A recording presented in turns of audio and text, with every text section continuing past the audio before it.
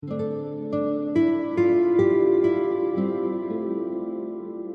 voix des mots. Une fenêtre ouverte sur la beauté. Dans la bibliothèque sonore de Voix de Paris. Une collection précieuse d'histoires et de livres audio. Radio Voix de Paris.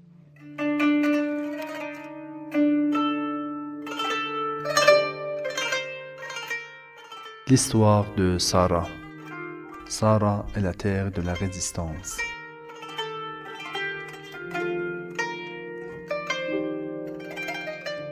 L'histoire de Sarah est celle d'une femme palestinienne qui a résisté pendant des décennies face à la souffrance et à l'occupation, dans l'espoir du jour où sa terre sera libre et où les occupants disparaîtront à jamais de l'histoire.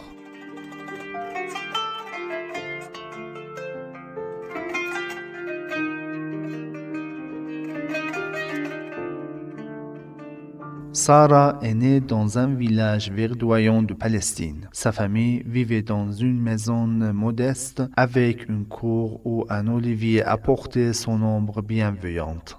Les enfants de son âge jouaient dans les ruelles et les journées passaient au rythme des rires des enfants et des chants des mères. Avec son jeune frère Abdurrahman, elle montait une vie simple et heureuse, mais ce bonheur fut de courte durée. Il avait entendu dire que des Juifs venus de diverses parties du monde avaient été amenés en Palestine et au fil des années avaient occupé les maisons des habitants et qu'ils étaient arrivés maintenant aux environs de son village. Un jour, alors que Sarah jouait avec Abdurrahman, elle entendait au loin des cris, des coupes de feu et des explosions.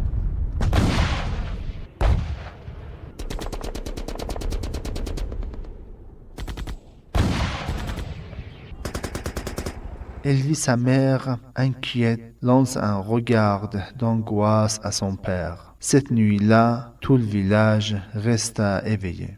Le lendemain matin, avec le cœur brisé, son père leur a dit « Nous devons partir ».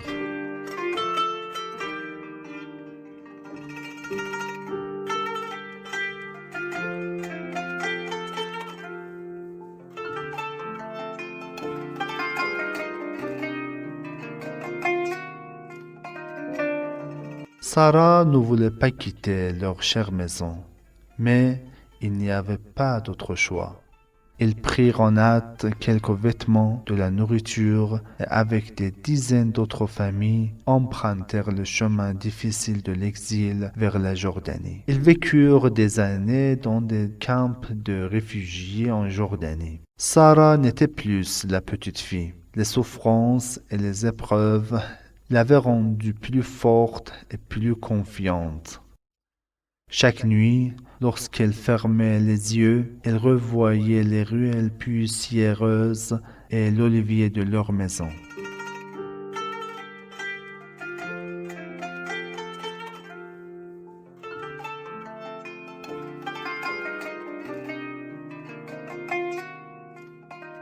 Enfin, passèrent ces 15 années qu'ils ne puissent retourner en Palestine. Mais la terre que Sarah avait connue avait complètement changé.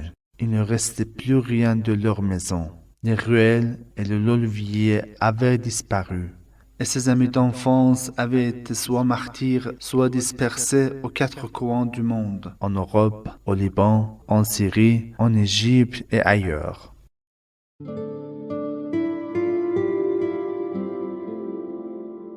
La voix des mots. Une fenêtre ouverte sur la beauté. Dans la bibliothèque sonore de Voix de Paris. Une collection précieuse d'histoires et de livres audio. Radio Voix de Paris. Sarah s'installa à Gaza avec Abdurrahman. Les citoyens y étaient difficiles et la menace constante de guerre et d'agression militaire était palpable. Lorsque de la première guerre qui ébranla Gaza, Sarah fut blessée par des éclats, mais elle était bien trop forte pour fléchir. Elle parvint à construire avec de grands efforts une petite maison pour elle et son frère et recommença à vivre. Quelques années plus tard, elle se maria avec un homme de Gaza et eut 4 enfants. Mais l'ombre oppressante de l'agression des sionistes ne cessait de s'abattre sur eux, et les souffrances s'intensifiaient chaque jour. Lors des guerres suivantes, elle fut de nouveau blessée, mais survécut à chaque fois. Elle éleva ses enfants avec amour et espoir. Cependant, lors de la dernière attaque israélienne sur Gaza, Abdurrahman, son soutien et son compagnon de vie, fut martyr.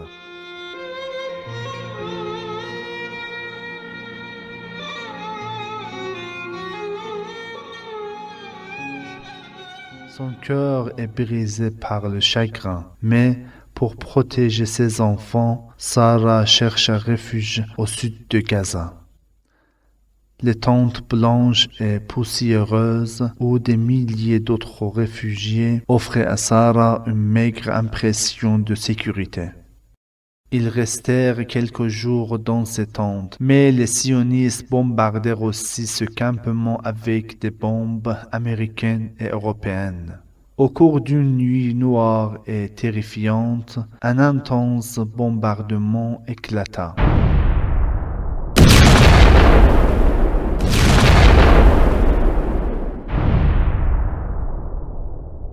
Ce soir-là, les enfants de Sarah endormirent, le ventre vide l'attendaient.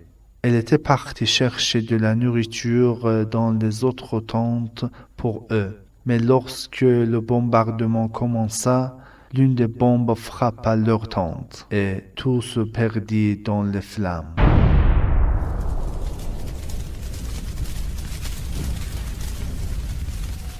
Ses enfants, qui étaient sa raison de vivre, périrent dans le feu, et elle resta là, dévastée, le cœur en lambeaux, les yeux emplis de larmes les fixant.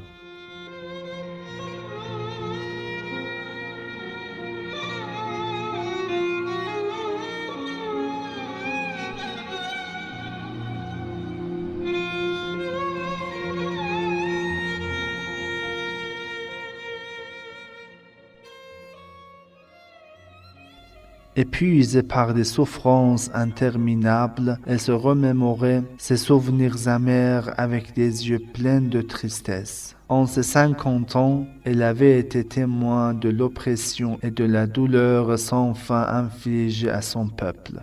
Elle n'avait plus ni frère, ni enfant, ni époux, mais malgré ce tout chagrin immense, elle restait avec une force intérieure, un esprit indomptable qui lui murmurait de ne jamais céder.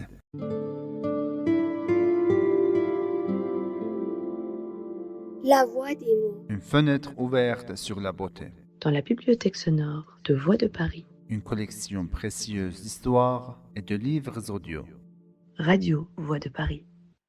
Sarah, dans ces nuits interminables et solitaires du camp du réfugié, se posait sans cesse les mêmes questions. Elle avait un pays, une maison, une terre où ses racines plongeaient profondément. Pourquoi devait-on lui arracher cela? Pourquoi le sort de son peuple devait-il être déterminé par des gens qui n'avaient jamais vécu un instant sur cette terre? Pourquoi d'autres pays s'étaient-ils arrogé le droit de se réunir dans l'ONU pour décider du destin d'une terre qui ne leur appartenait pas? Quel droit avaient-ils de prendre une partie de son pays pour l'offrir à d'autres? Si les Juifs avaient été persécutés dans d'autres pays, pourquoi les Palestiniens devaient-ils en payer le prix? Si le Royaume-Uni, les États-Unis, la France et les autres colonisateurs, ainsi que les Nations Unies, avaient voulu soulager les souffrances des Juifs, pourquoi ne leur offraient-ils pas une partie de leur propre terre? Pourquoi la Palestine devait-elle être sacrifiée sur l'autel de cette injustice? Ces questions, c'était cela qui brûlait le cœur de Sarah et allumait une flamme de colère et de révolte en elle.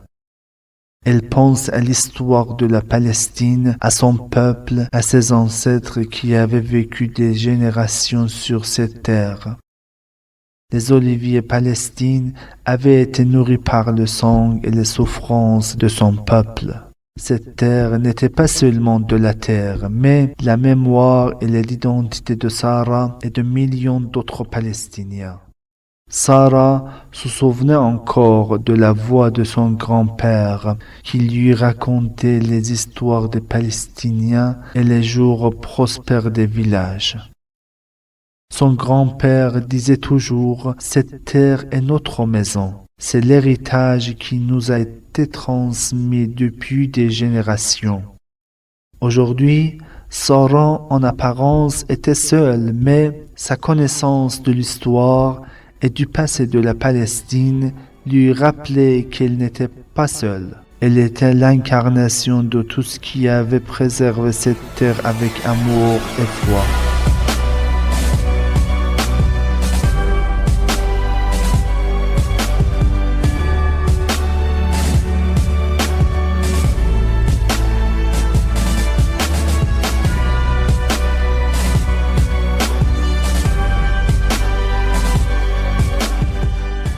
Au fil des jours, au milieu des ruines et des douleurs, Sarah se sentit plus déterminée que jamais. Elle se demandait, veut-il vraiment faire taire sa voix? Pense-t-il qu'en tuant ses enfants, ils briseront son cœur? Ne savait-il pas que cette terre est liée à l'âme des Palestiniens et que ce lien est éternel?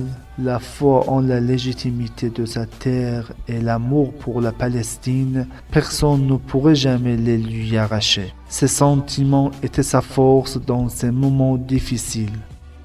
Oui, Sarah n'était pas seule. Aujourd'hui, partout dans le monde, des gens comme elle sont les voix de la Palestine, une voix vivante et puissante.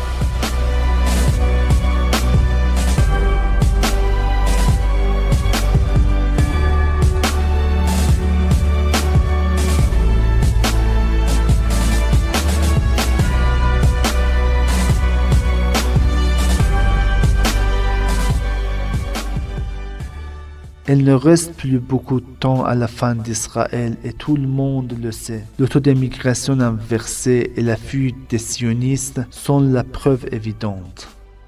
Israël commet aujourd'hui tous ses crimes parce qu'il est arrivé à son terme, n'ayant plus rien à perdre. Comme un feu d'artifice qui brûle ses dernières lueurs. Le soutien des dirigeants corrompus du pays, comme les États-Unis et l'Europe, ne peut plus maintenir ce faux pays. Aujourd'hui, les forces de résistance se multiplient. La résistance n'est plus seulement le Hamas et Hezbollah. Tous les peuples libertés dans le monde sont prêts à en finir cette tumeur cancéreuse purulente. L'odeur nauséabonde de cette infection dérange tout le monde.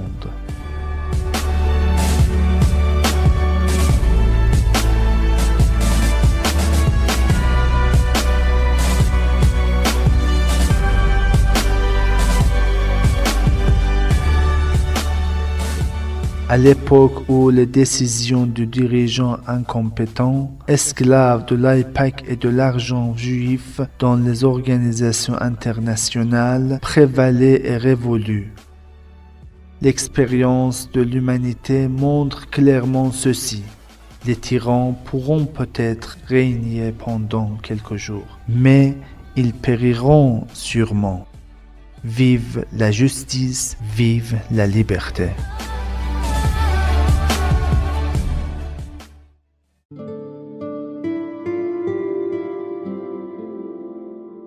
La voix des mots. Une fenêtre ouverte sur la beauté.